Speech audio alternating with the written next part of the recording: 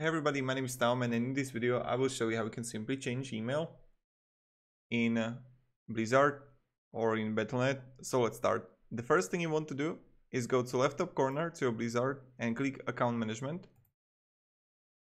You will be here in Account Management, and all you want to do is just click Account Details, and you're gonna see right here Email Update, and you just change it to whatever you want, and then just click Save. And that's pretty much it. So let's go again. You are in Battlenet, Blizzard, click Account Management,